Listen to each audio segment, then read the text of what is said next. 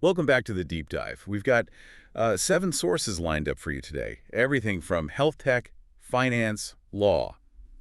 Quite a mix. Let's just jump right in with the first one. It's this fascinating idea that looking into your eye could, well, predict major diseases elsewhere in your body. Yeah, it's about a med tech company, Remitio, founded by Dr. Anand Sivaram. And they're using retinal imaging, pictures of the back of the eye plus AI. To predict things like heart problems No. or kidney disease. Exactly. Cardiovascular risks, chronic kidney disease, even liver cancer. It sounds pretty incredible.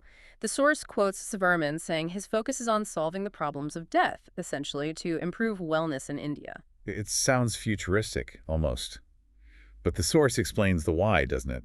Something about blood vessels. Right, think of the blood vessels as pipes coming from the heart, the tiny ones in the eye. They're like a little window into that whole system. So if there's a problem with the pipes overall, you'd see signs of it in the eye. That's the idea. Which really makes you ask, how can these seemingly separate parts of the body give us such vital clues about major illnesses? And the company's story? It started with, what, a chance meeting, with this goal of making eye tests simpler, more accessible. Yeah, decentralizing it, getting it out of just the specialist's office, making it global.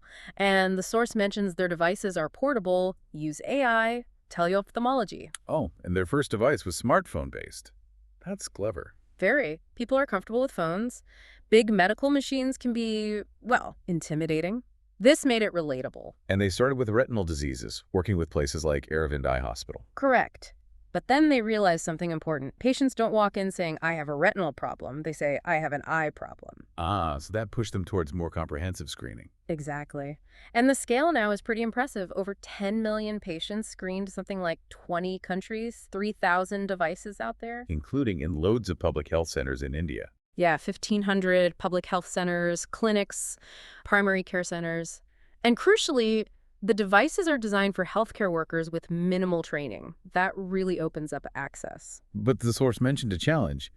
People often only get eye checks when they notice a problem. Right. That's a big hurdle. Which is why Remitio pivoted, you could say, to go beyond the eye, to use their tech to screen for those major health concerns people are already worried about, right there, close to the patient. So potential for screening, lots of conditions. Anemia, preeclampsia, liver issues, all non-invasively. That's the promise. But, and this is important, the source stresses it needs proper clinical validation. It can't just be pop science. It has to build on established science, with the tech being the way to deploy it effectively. Okay, let's switch gears. Source number 2 takes us into India's remittance landscape, something that maybe doesn't get as much attention as FDI.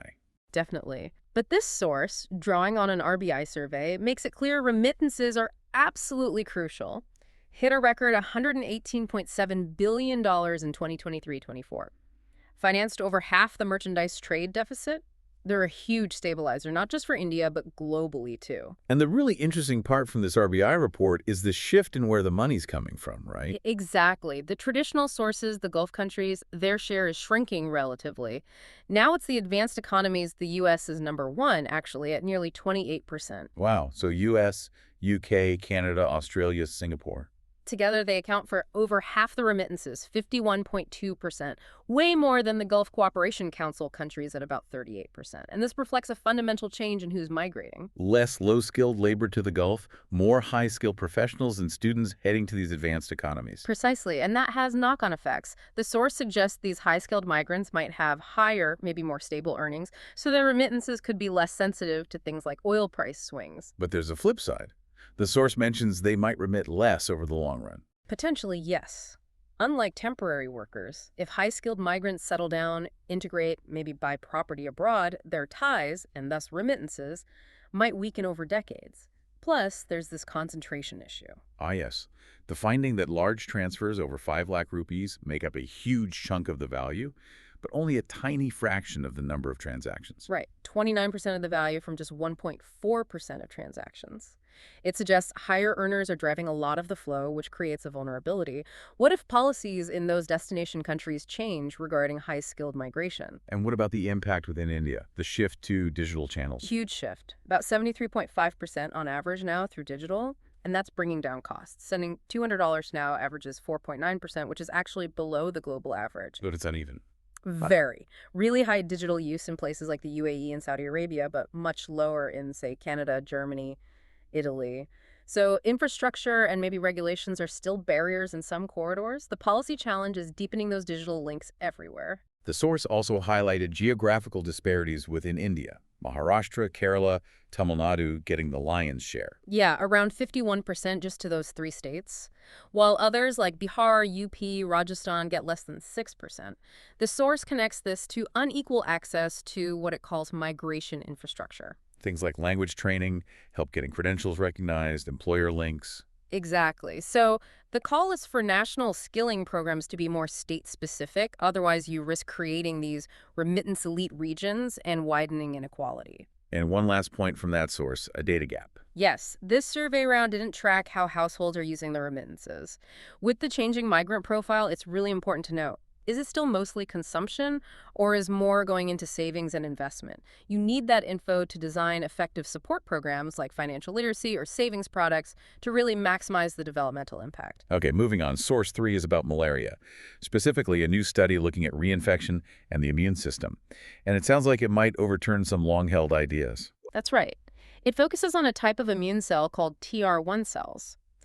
The big finding, essentially, is that these TR1 cells, which weren't thought to be the main players, actually seem to dominate the immune response to malaria, particularly in people who've had it multiple times. So the source gives a quick refresher on the immune system, innate versus adaptive, memory cells, B cells making antibodies, T cells, and this study honed in on the CD4 plus helper T cells. Correct. And the conventional wisdom, what you'd find in textbooks, pointed to another type, Th1 cells, as being critical against malaria.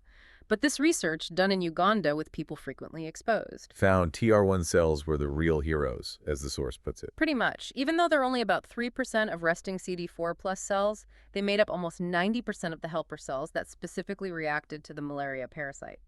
That alone, the source says, forces a major rethink of what an effective anti-malarial T-cell response actually looks like. And the study methodology was quite advanced, longitudinal single-cell sequencing.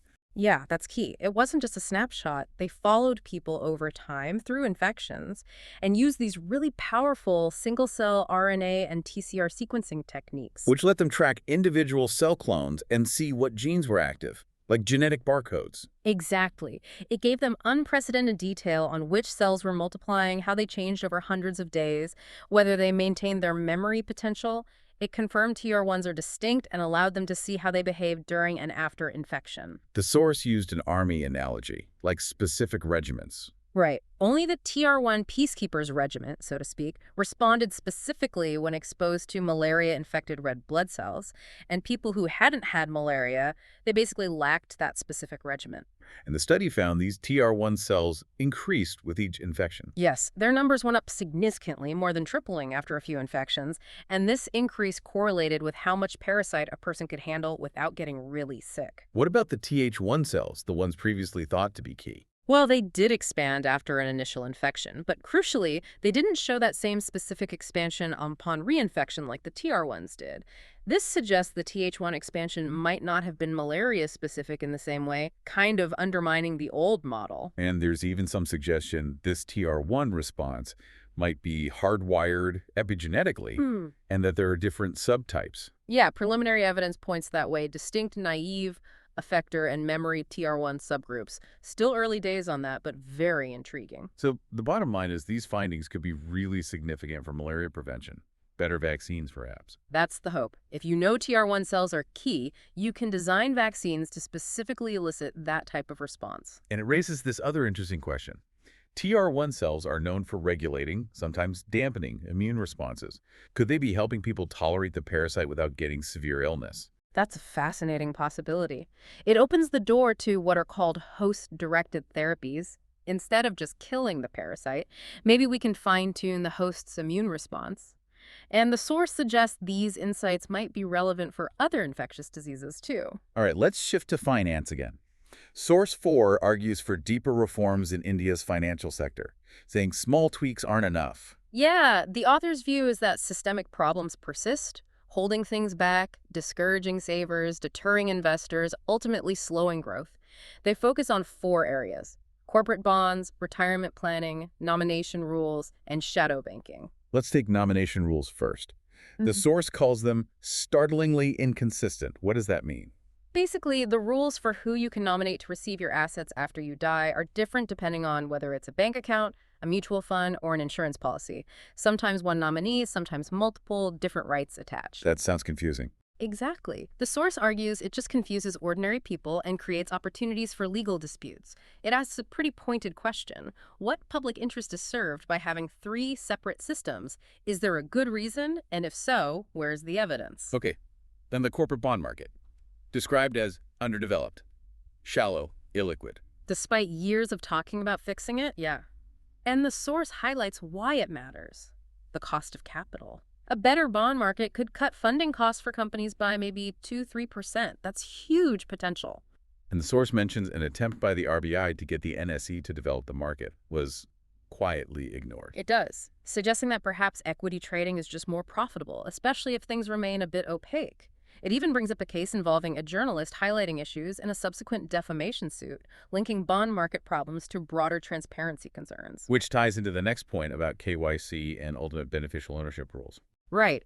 Meeting international standards, like FATF requirements, is crucial. But the source points out challenges, like getting full shareholder details from some foreign funds and potential loopholes in India's UBO thresholds. If the ownership threshold for disclosure is 10% or 15%, entities can structure investments just below that to avoid identification. Making things opaque. Potentially, yes. And while opacity isn't unique to India, the source argues it undermines market integrity and could discourage long-term investment. What about retirement planning? The source says the current system isn't meeting needs. Particularly for young professionals looking long-term. Planning often involves annuities, which the source argues are costly because of insurance company margins. And there's a simpler alternative. Yeah. Zero coupon government bonds. Exactly. Long-dated zeros. The math is straightforward. Removing that intermediary cost, maybe 2% year over 30 years, adds up to a massive difference for the saver. But the source feels the government and RBI haven't really pushed this, missing a chance for a low-cost, trusted retirement system. Finally, shadow banking. The source calls this the most ominous blind spot. Yeah, things like NBFCs, margin lenders, entities providing bank-like services but without the same level of oversight.